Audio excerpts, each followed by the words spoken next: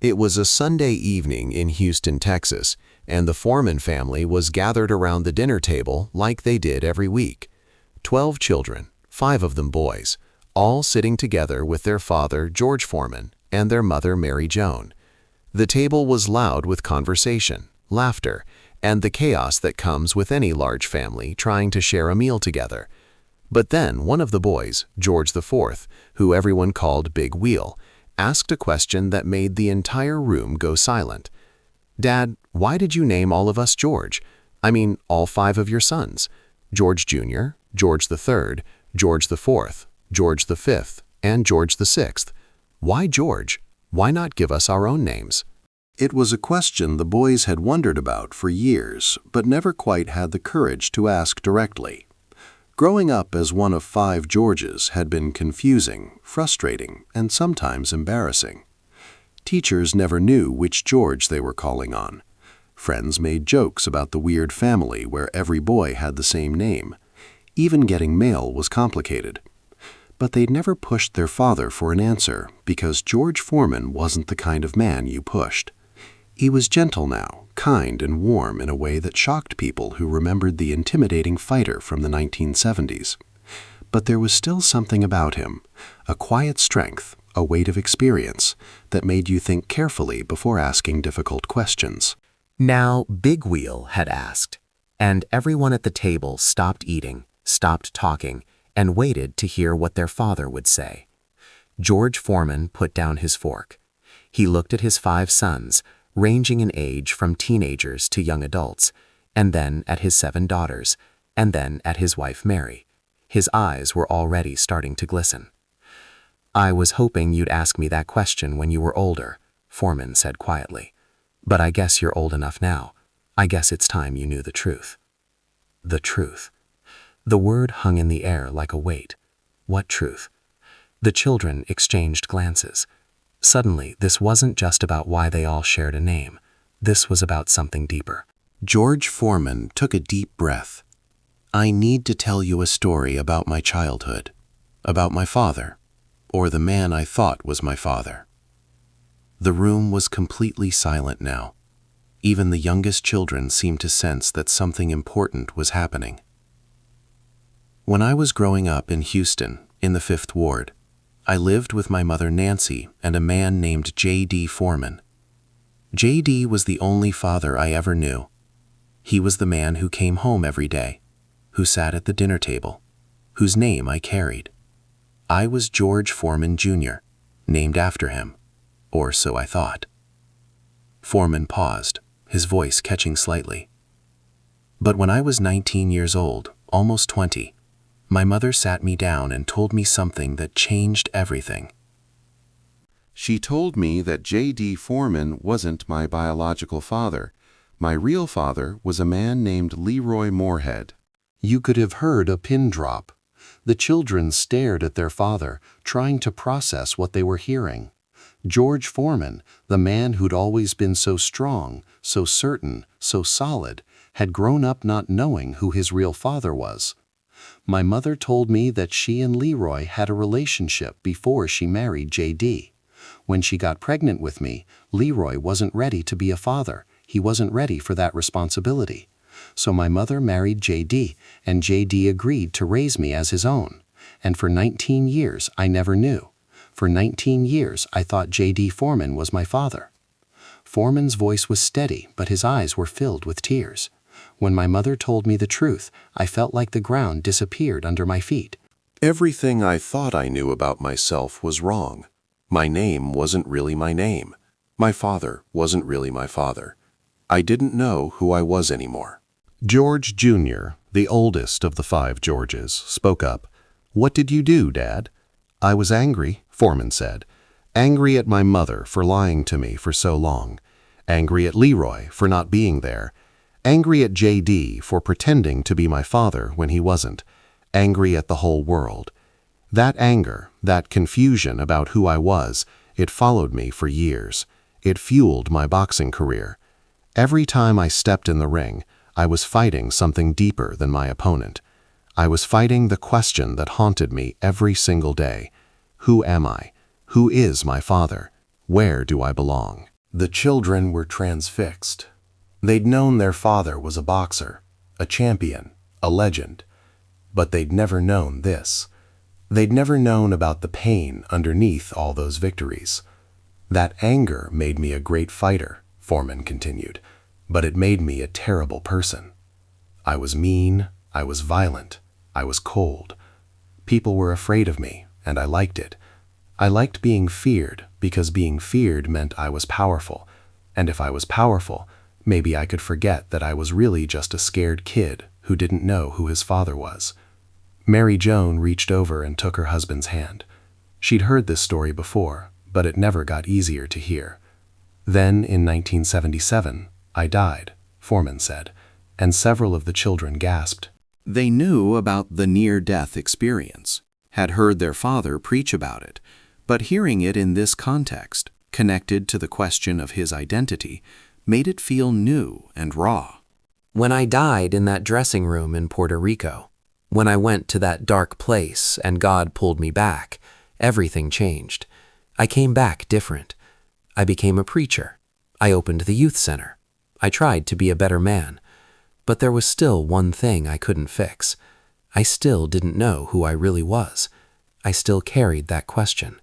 Who is my father? Foreman wiped his eyes with the back of his hand. A few years after I became a preacher, I decided I needed to meet Leroy Moorhead, my real father, the man who made me but never raised me. I tracked him down and I went to see him. What happened? One of the girls asked quietly. He was an old man by then, Foreman said, older than I expected. And when I knocked on his door and told him who I was, he just looked at me for a long time. Then he said, "I know who you are. I've been watching you your whole life. Every fight, every championship, everything. I watched and I was proud. But I never had the courage to reach out because I knew I didn't deserve to." We sat and talked for hours, and Leroy told me his story. He told me about being young and scared and not ready to be a father. He told me about regretting that choice every day of his life. He told me about wanting to reach out 1,000 times and never finding the courage. And then he said something that broke my heart and healed it at the same time. He said, "George, I may be your biological father, but J.D. Foreman was your real father. He was the one who was there. He was the one who raised you. He was the one who earned the right to be called your father. I just provided the genetics. He provided everything else." The children were crying now, not just the girls, but the boys too. Even George Jr., who was usually so tough, had tears streaming down his face. After that conversation, Foreman continued, I realized something important. Being a father isn't about biology. It's about being there. It's about showing up every day. It's about your children knowing, without any doubt, who their father is. And I made a decision right then. When I had sons, they would never have to wonder. They would never have to question. They would never have to go 19 years not knowing who their father was. He looked at each of his 5 sons. That's why I named all of you George, so that you would always know who your father is, so that every time someone called your name, you would be reminded that you belong to me and I belong to you. So that there would never be any confusion, any doubt, any question about where you came from. George Jr., George the Third, George the Fourth, George the Fifth, George the Sixth. You're all George because I'm George. We're connected by more than blood. We're connected by a name that means you are mine and I am yours. No one can ever take that away from you. No one can ever tell you a secret that changes who you are, because your name is your identity, and your identity is solid. The tears were flowing freely now from everyone at the table. I know it's been hard sometimes, Foreman said. I know you've been teased. I know it's been confusing. I know you've wished you had your own unique names. But I need you to understand something. That name I gave you, it's not just a name. It's a promise. It's a promise that I will always be your father. It's a promise that you will always know where you belong. It's a promise that you will never feel what I felt when I was 19 years old and learned that the man I thought was my father wasn't. George Jr. spoke through his tears. "Dad, I never knew. I never understood." "I know, son. I wanted to tell you when you were older, when you could understand. But maybe now is the right time. Maybe you needed to ask the question before you could understand the answer." One of the daughters, Georgetta, raised her hand tentatively. "Dad, what about us? Why aren't we all named George too?" Foreman smiled through his tears. "Your mother put her foot down. She said 5 Georges was enough. She said the girls needed their own names. And I agreed because your mother is a wise woman. But make no mistake, even though you don't carry the name George, you carry everything else. You belong just as much as your brothers." This family, this name, this promise, it's for all of you. Mary Jones spoke for the first time. "Tell them about Leroy, honey. Tell them the rest." Foreman nodded. "After I met Leroy, we stayed in touch. Not like father and son, more like friends. And when he got older, when he got sick, I was there. I preached at his funeral in 1994. And you know what I said in that eulogy? I said that Leroy Moorhead taught me the most important lesson of my life. He taught me that being a father is a choice you make every day. It's not about the moment of conception. It's about the thousands of moments after. The moments when you choose to be present, to be involved, to be there.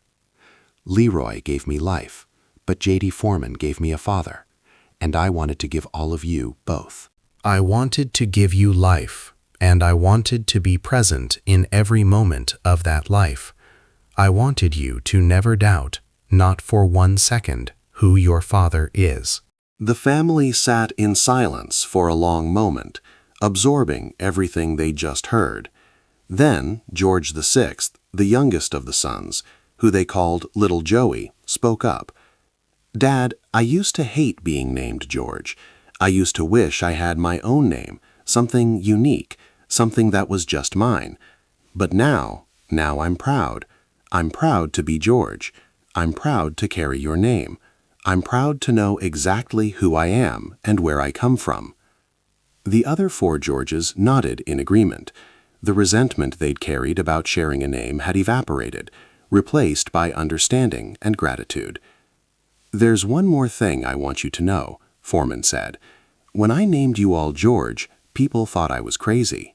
They thought I was egotistical, narcissistic, trying to make everything about me. But it was never about me.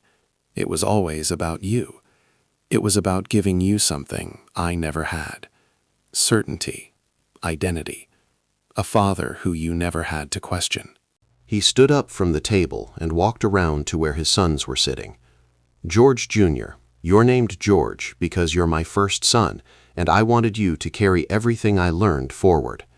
George III, you're named George because you're going to teach the next generation what I taught you. George IV, Big Wheel, you're named George because you keep this family moving forward. George V, Red, you're named George because you've got fire in you, just like I did. And George VI, Little Joey, you're named George because you're going to close out this legacy and make sure it never dies." Each boy stood as their father spoke their name, and Foreman hugged each one, holding them tight, letting them feel the weight of the promise that name carried. The dinner ended, but the conversation didn't. The family moved to the living room, and for the next 3 hours, they talked about identity, about fatherhood, about what it means to belong. The sons asked questions they'd been carrying for years. The daughters shared their own feelings about growing up in a family where the boys all had the same name. And George Foreman answered every question with the same raw honesty he'd brought to the dinner table. "Dad," George III asked, "when you found out about Leroy, did you ever stop considering J.D. as your father?" Foreman thought about the question carefully. "No, and that's the strange thing. Even after I knew the biological truth, J.D. was still my father, because he'd earned it. He'd been there for every scraped knee, every bad grade, every time I got in trouble. He was the one who tried to discipline me, even though I was a wild kid who wouldn't listen. He was the one who worried when I dropped out of school. He was the one who was proud when I won the Olympic gold medal. Biology didn't make him my father. His presence did." "Did J.D. know?" Mary Joan asked. Did he know you found out?" "He knew," Foreman said. "And you know what he told me? He said, 'Boy, I knew you'd find out someday, and I want you to know something. I chose you. From the moment your mother told me she was pregnant, I chose to be your father. That was never a burden. That was always a privilege.' He died a few years after that conversation, but I'm grateful we had it. I'm grateful he knew that I understood what he'd done for me." The story resonated differently with each child. For George Jr., now in his 30s with children of his own, it explained so much about his father's intensity about family. Foreman had always insisted on family dinners, always made time despite his busy schedule with the youth center and his business ventures. Junior had sometimes found it overwhelming, this constant emphasis on family togetherness. Now he understood it came from a place of pain, from a childhood where family identity was uncertain and fractured. "Dad," Junior said, "I have something to confess. When my son was born, my wife and I talked about naming him George VII, continuing the tradition. But I decided against it. I gave him his own name." And I felt guilty about that for years, like I was breaking the chain you'd started. Foreman looked at his oldest son with such love and understanding that Junior felt his eyes fill with tears again. "Son, you did exactly the right thing. The point of naming you all George wasn't to start a dynasty where every male Foreman is named George forever. The point was to give you an unshakable foundation of identity. And now that you have that foundation, you're secure enough to give your son his own name. You're not breaking the chain. You're proving that the chain worked. You know who you are, so your son doesn't need to be George to know who he is. He's secure because you're secure." George IV, Big Wheel, who was in college studying business, had a different question. "Dad, what about kids who don't have what we have? Kids who grow up like you did, not knowing their father, or knowing their father but having him absent. What do you tell them?" Foreman leaned forward, his preacher instincts kicking in. "I tell them what I learned the hard way. Your identity doesn't come from your father, even though a good father helps. Your identity comes from understanding that you're valuable, regardless of who was or wasn't there. When I died in 1977 and God pulled me back, the message wasn't, 'George, I'm going to tell you who your father is.' The message was, 'George, I'm going to show you who you are. I'm a child of God first. Then I'm your father. Then everything else." At the youth center, Foreman continued, I work with kids every day who don't have fathers. Some don't know who their father is. Some know, but their father is in prison or dead or just gone. And I tell every one of them the same thing. You are not defined by who wasn't there. You are defined by who you choose to become. I didn't have my biological father, but I had JD.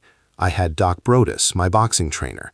I had coaches and mentors, and eventually I had God. You build your identity from the people who show up, not from mourning the people who don't. Georgetta, one of the daughters, had been quiet most of the evening. Now she spoke up. "Dad, did you ever think about what it was like for us, growing up with 5 brothers who all had the same name, always being asked, 'Why are all your brothers named George?' having to explain it over and over?" Foreman looked at his daughter with regret in his eyes. "I did think about it, honey, and I'm sorry if it made things harder for you girls. The truth is, I was so focused on giving my sons what I didn't have that I didn't fully consider how it would affect my daughters. Did it bother you?" "Sometimes," Georgetta admitted. "Not because I wanted to be named George, but because it felt like the name carried so much weight, so much importance, and we didn't have it, like we were less connected to you somehow." The pain on Foreman's face was evident. "I never meant that. Never. Let me tell you something about your names. You're named Georgetta, and that's as close to George as I could get while still giving you your own identity. You're named after me just as much as your brothers are. And Frida," he turned to another daughter, "you're named after my mother, Nancy Foreman, but we called her Frida. You carry my mother's legacy. And Leola, you're named after my sister." Every one of your names connects you to this family, to our history, to me. "But more than that," Foreman continued, his voice growing stronger, "you are Foremans. That's the name that matters. Not George. Foreman. When people see you, they see my daughters. When you accomplish something, people say, that's George Foreman's daughter. The name George was about giving my son certainty, but the name Foreman is what gives all of you identity, and you carry it just as much as your brothers do. Mary Jones squeezed her husband's hand. She'd supported his decision to name all their sons George, even when people thought it was crazy. She'd understood what he was trying to do, understood the wound he was trying to heal. But she'd also insisted on unique names for the daughters, understanding that not everything could be about healing George's childhood trauma. The family needed balance. George V, who they called Red because of his reddish complexion, asked another question. Dad, what would you have done if you'd had 6 sons? Or 7? Would they all be George too? Foreman actually laughed at that. Your mother said 5 was the absolute limit.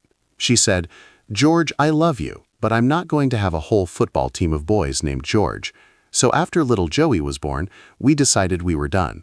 But yes, if your mother had agreed, I probably would have kept going. Not because I'm obsessed with the name George, but because I wanted to make absolutely certain that every son I had would never question who his father was. But here's the thing I learned, Foreman said, his tone becoming more reflective. You can't heal your childhood wounds just by naming your children. I thought if I gave you all my name, it would somehow fix what was broken in me. And it helped, don't get me wrong. Every time I call out George and all 5 of you answer, I feel something settle in my chest. I feel like I've corrected something that went wrong in my own life. But the real healing didn't come from the name. It came from being present. It came from showing up at your baseball games and your school plays and your graduations. It came from being the father I needed when I was young.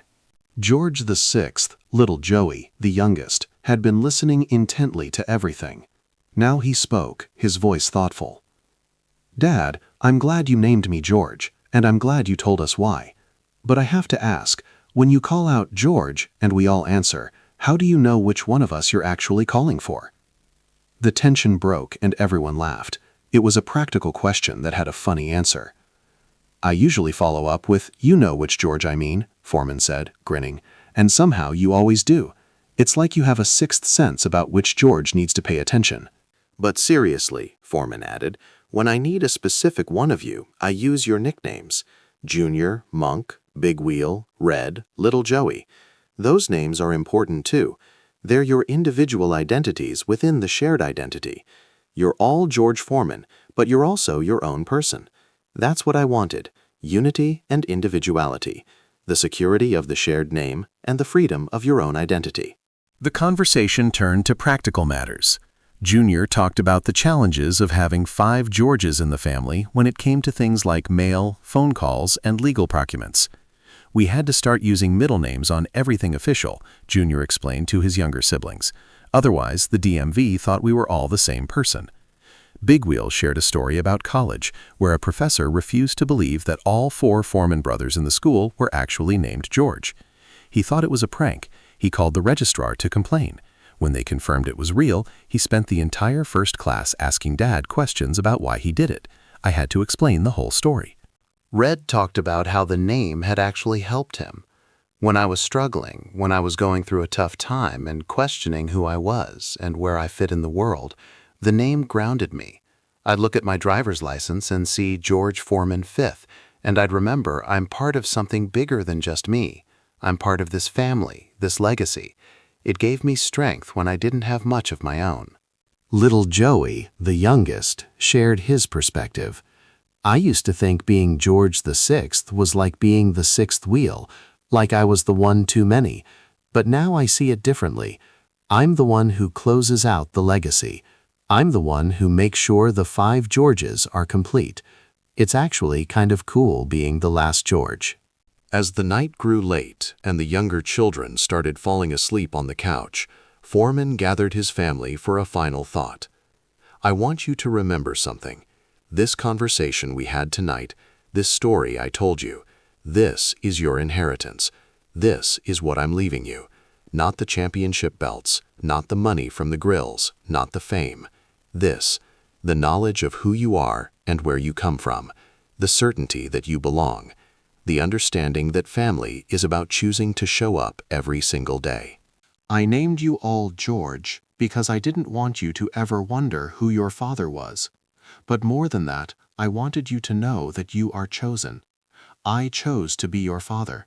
I chose to name you after me. I chose to build my entire life around making sure you never felt what I felt when I was 19 and learned my name wasn't really mine. You are George's by choice, my choice, and that choice is irrevocable. Nothing can undo it. Nothing can take it away. Junior stood and hugged his father. Thank you, Dad, for the name, for the story, for everything. One by one, each of the 5 Georges hugged their father. The daughters joined in, and soon it was a massive family embrace. 12 children and 2 parents, all crying, all feeling the weight and the beauty of what it means to be family. Later, after everyone had gone to bed, Mary Joan found George sitting alone in his study, looking at old photographs. Pictures of himself as a young boy with J.D. Foreman, pictures from his boxing career, pictures of Leroy Moorhead's funeral, where George had preached about redemption and forgiveness, pictures of each of his children being born, 5 boys in a row, each one named George. You did good tonight, Mary said, sitting beside him. They needed to hear that story. I should have told them sooner, Foreman said. I was afraid they wouldn't understand. They understand now. And you know what? They're proud. Proud of the name, proud of you, proud to be Foremans. George looked at his wife with deep gratitude. Thank you for putting up with my craziness. Thank you for letting me name 5 boys George. Thank you for understanding what I was trying to do. I understood from the beginning, Mary said. You weren't trying to make them copies of you. You were trying to give them something you never had, a father who they never had to question, a name that meant belonging, an identity that was solid and sure. They sat together in comfortable silence, looking at the photographs, thinking about identity and fatherhood, and the ways we try to heal our childhood wounds by giving our children what we never had. The story of why George Foreman named all his sons George spread through the family, then through their church, then through the community. Other fathers who'd grown up not knowing their own fathers heard the story and understood. They started being more intentional about presence, about making sure their children never had to question who their father was. The 5 Georges grew up secure in their identity, and each went on to build successful lives. They became businessmen, athletes, ministers, fathers themselves. And while they didn't all name their sons George the 7th, 8th, and 9th, they all made sure their children knew exactly who their father was. They showed up. They were present. They carried forward the lesson their father had taught them, not through the name itself, but through the reason behind the name. Because that's what George Foreman had really given them. Not a name, a father. Not an identity on paper, an identity in life. Not a legacy of confusion, a legacy of certainty. And when people asked them, as they often did, "Why are you all named George?" they now had an answer that made people cry. An answer about a man who didn't know his own father and made sure his sons would never have that same pain. An answer about healing generational wounds by being present. An answer about love.